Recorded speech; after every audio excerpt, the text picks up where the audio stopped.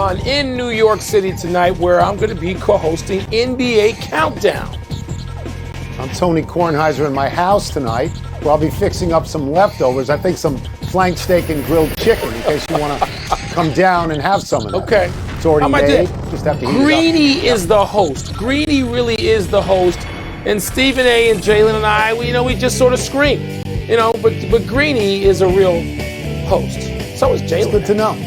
So is Stephen A. Welcome to PTI, boys and girls. In today's episode, LSU's starting quarterback enters the transfer portal. Serena Williams is skipping the Australian Open, and Novak Djokovic appears to be playing in it. But we begin today with the NBA. While everyone is speculating about whether Steph Curry will hit 16 threes tonight against Portland, Portland would seem to have bigger issues than that. Their second guard, CJ McCollum, who averages 21 points a game alongside Damian Lillard, has a collapsed lung. That's not a day-to-day deal. The Blazers are 11-14. Nothing is working there. Wilbon, does this have the feel of a rebuild situation? It does, Tony. It does. And Damian Lillard spoke to his portion of this, just a few minutes ago, as they get ready to play that game tonight in Portland. And Dame has said over and over, he has said it repeatedly, he has said it emphatically, sincerely, as far as I'm concerned, that he doesn't want to leave Portland. He's not asking for a trade.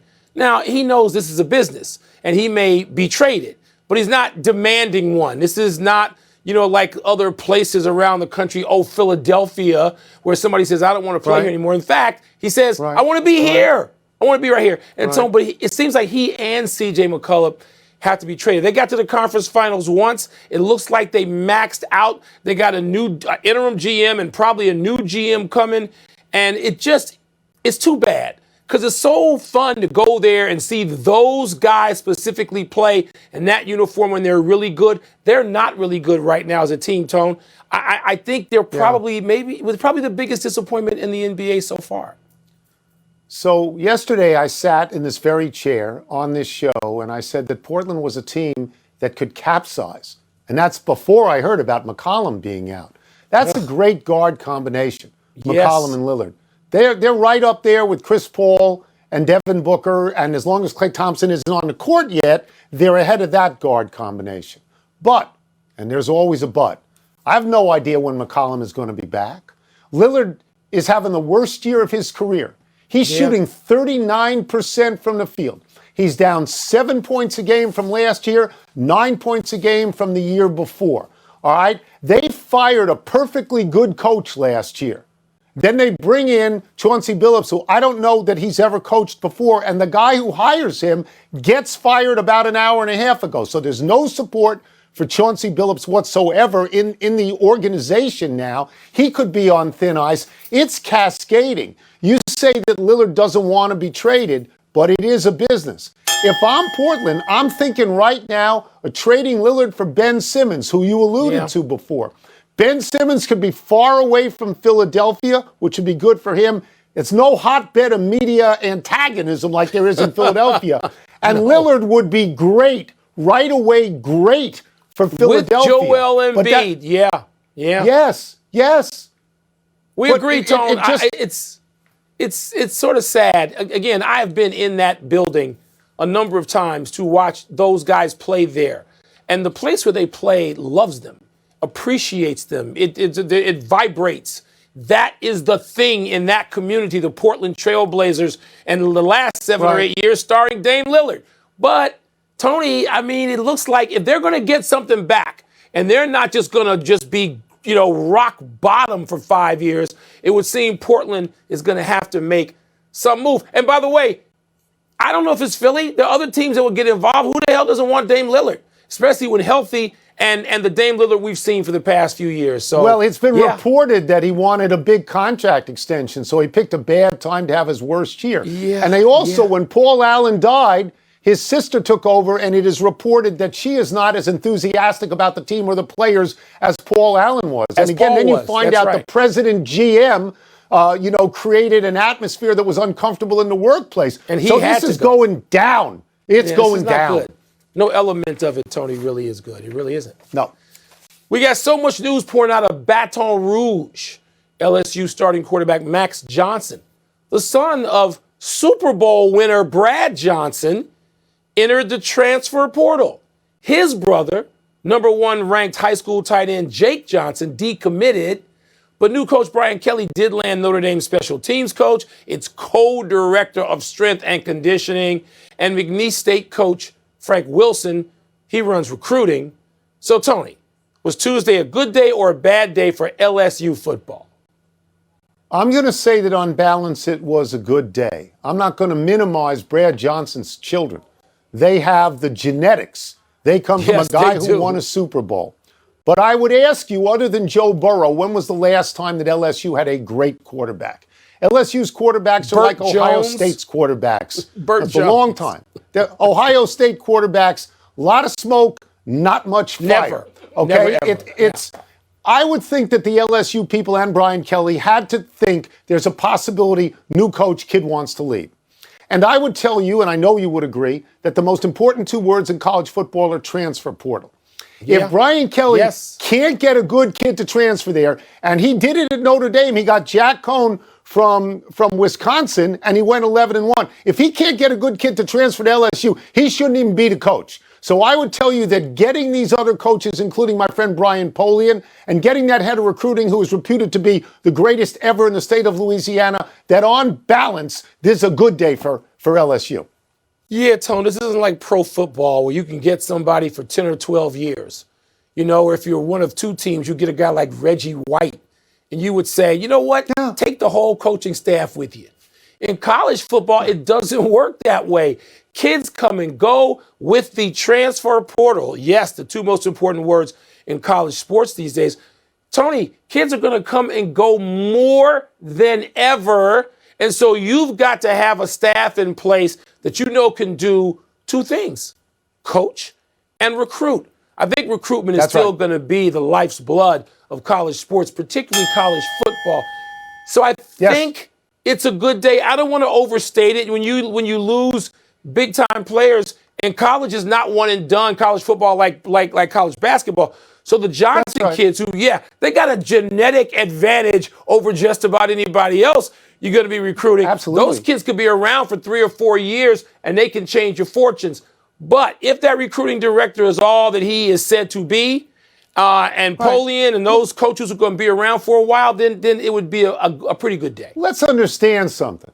This is LSU, okay? Half the NFL is from LSU and Alabama. There are good players who want to go to LSU. And this is Brian Kelly. Brian Kelly won more games at Notre Dame than Newt Rockne. I may not like that accent, but I'm not going to say he can't win a national championship, because the last 3 coaches at LSU all won national championships, and I would say that 2 of them are not necessarily Mensa candidates. Let's move to the Australian Open. Serena Williams, the most decorated woman tennis player in the world, has dropped out. The hamstring injury she suffered last June still isn't right. Novak Djokovic, the best men's tennis player in the world, is on the entry list. Woo. The Australian Open has decreed that if you're not vaccinated against COVID, you can't play. Djokovic has been very public about not liking vaccines, but this certainly suggests he's vaccinated. So, Wilbon, which is the bigger news, Serena out or Djokovic in? I'm going to just personalize this, Tony. Here's how I'm going to come up with my answer. I have purchased tickets to see tennis matches, particularly Grand Slam events, in both New York and London, okay? In part, large part, if not entirely, I purchased them with the hope, because they were late when I bought them, so we're talking about the quarters or the semis or whatever. I purchased them to see Serena Williams. Never purchased them to see Djokovic. And I'm talking about in the last, starting in 2012 and a couple of times. So I'm going to plunk my money down to see Serena. Not Djokovic, as great as he is, and Djokovic may retire with more slams, and he may be the greatest male tennis player by that distinction of all time. He may be. Serena. Serena's the bigger draw. I mean, I don't know. Serena might be the biggest draw, even if you ask me that about Nadal, right? It may be about Federer. Serena. So I'm going to say Serena, understanding what a big deal it is for Djokovic to show if he does. Yeah, Serena right now seems to be getting further and further away from tying Margaret Court and then passing Margaret Court. I think she's 40 years old now. The last major she won was the Australian Open in 2017. So when this one is done, it'll be 5 years since she won a major. I think she's in a chase that she can't win. I think that. I think actually the bigger news is Djokovic because of the sort of political news of Djokovic. This is a guy who yapped loud and long against vaccines, against vaccine mandates, but he understands that he's already tied with Federer and Nadal for the most majors ever. This one is on his racket.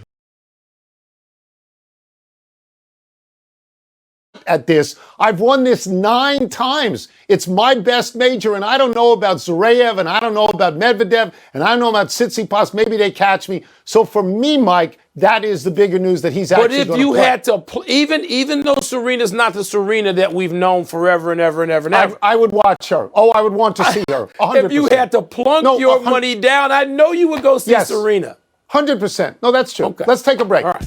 Coming up, the Cowboys have the better record, but should the Washington football team be favored when they meet on Sunday? And was the assist or the goal the better part of this play last night? Toss up is next. Mike, I don't think she's going to catch her. How about you? I don't think it's unlikely. I think it's unlikely. Yeah. I still go. I'm going to pay my money to see Serena. Hard Interruption is presented by Truly Hard Seltzer, part of Happy Hour.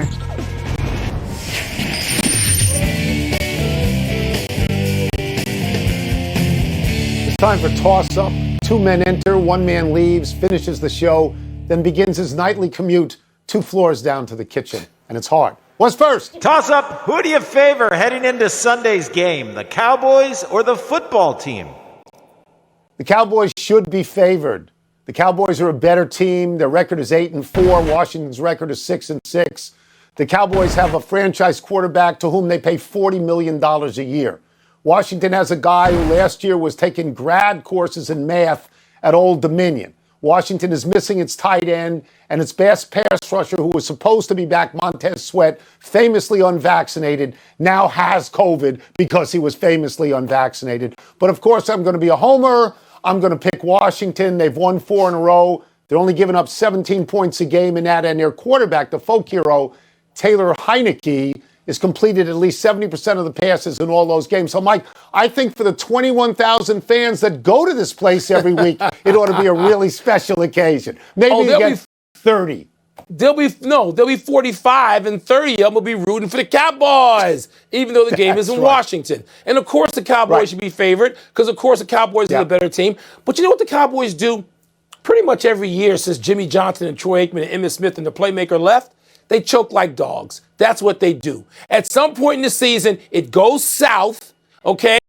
And they don't do anything that they are forecasted to do, that all the experts say they're going to do. They don't live up to Vegas expectations and win the division. They choke. They choke. And they're going to do that this week. I'm not saying they're going to do it in 2 weeks, but I expect them to choke this week and the Washington football team to win this week. Me too. Next. Toss up. Which was the better play? Sonny Milano's goal or Trevor Zegras' assist? So I never saw anything like this before. I never saw somebody pick up the puck on his stick, throw it over the back of the goalie, and another guy baseball batted in, and in this case, left-handed. I was really impressed. I sort of wondered, why aren't more goals scored this way? And so Zegras picks it up, flips it, and then Sonny Malone, a Long Island boy, I'm told, knocks it into the net. If you ask me which is better, Milano, I'm sorry. If you ask me which is better, I'm going to say the assist. I understand that without the goal, it's just another puck flying in the air. So the goal's really important and it backs it up. But the artistry of the assist is what gets to me. So I'll say the assist is better. The assist is all that matters. Now, you just said you've never seen this before. And PTI producer Matthew Kelleher, who knows way more about hockey than both of us combined, says this is original. This is an original move. And I'm going to say, because I'm just older than Matt, and I believe I've seen it. Not only do I believe I've seen it, somebody watching this show can send the video clip to the producers. I'm 100% sure I've seen it, and seen it from Wayne Gretzky behind the net in his office, as they used to say. So I believe Gretzky. I know I've seen it, and somebody's going to send that clip in. It is the assist. The assist is it's otherworldly. It's so great. The shot. The whole play is total coordination on both people's parts. It it's is. wonderful. It is. That's Teamwork, it, baby. Let's take one last break. Still to come, Tiger Woods plans to return to the course in a father-son tournament. I think he played in it last year, too.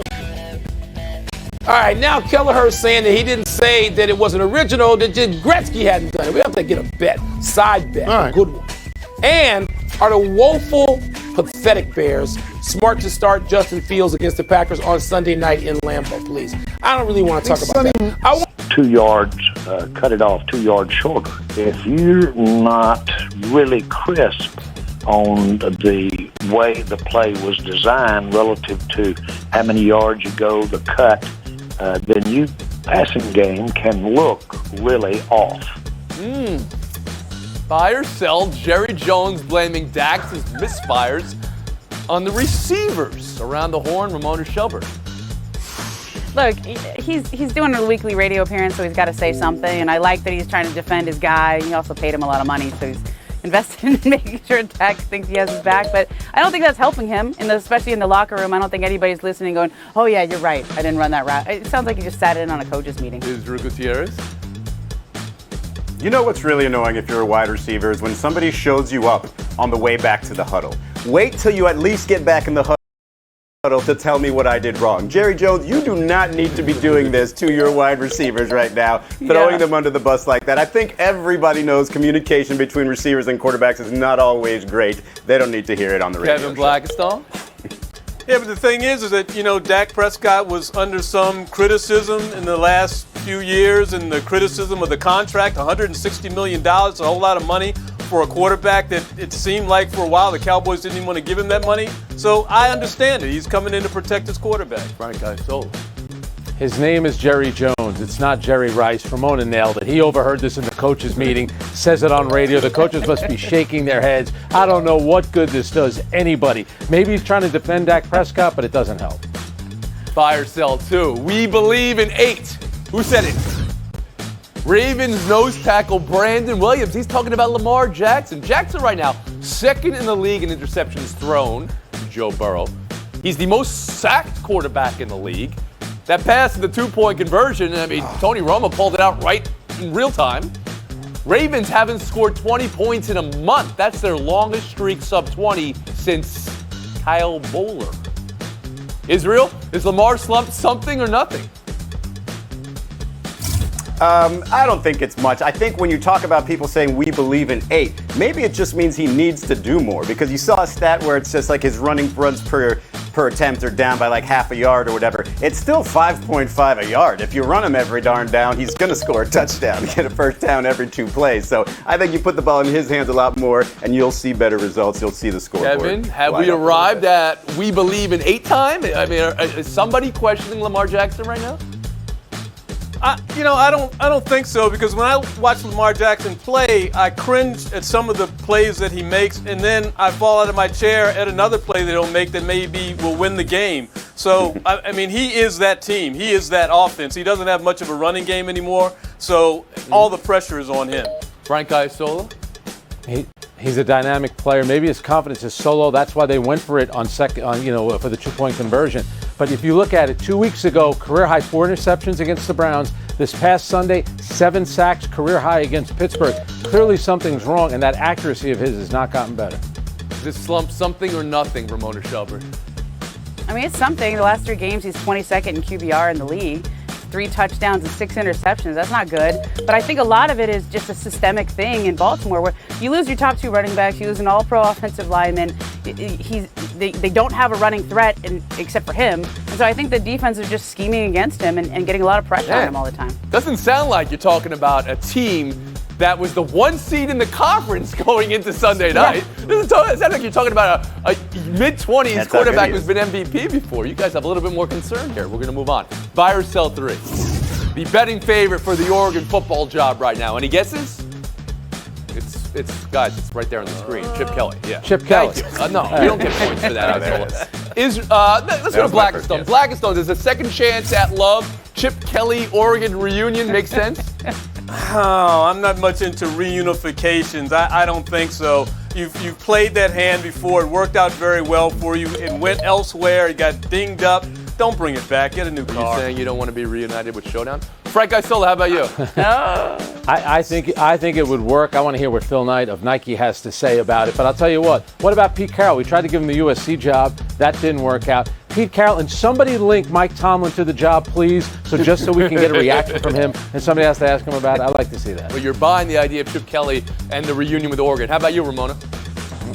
I actually like the idea. He's been here in LA at UCLA for a couple years and been okay, kind of meh. Like it didn't really translate on the field why into would, this why would Oregon program be more meh or less meh? Because he knows how to win at Oregon. Like you just get back to magic. He has not, as Woody would say, he's been a duck out of water. Oh, okay. Last word, Israel. Is he still the I was going to transition? say it wasn't going to work too. This reunion. I was going to say that too, but then I saw Ben Affleck and J-Lo at the Lakers game the other day, and I was like, you know what? Maybe this could work again. There you go. There you go. Affleck. More in love than ever. Affleck. You see, there was a chance to do another. That's a duck. It connects with ducks. Gutierrez Isola. Done for the day. Showdown next. Ramona Shelburne. Devin Black.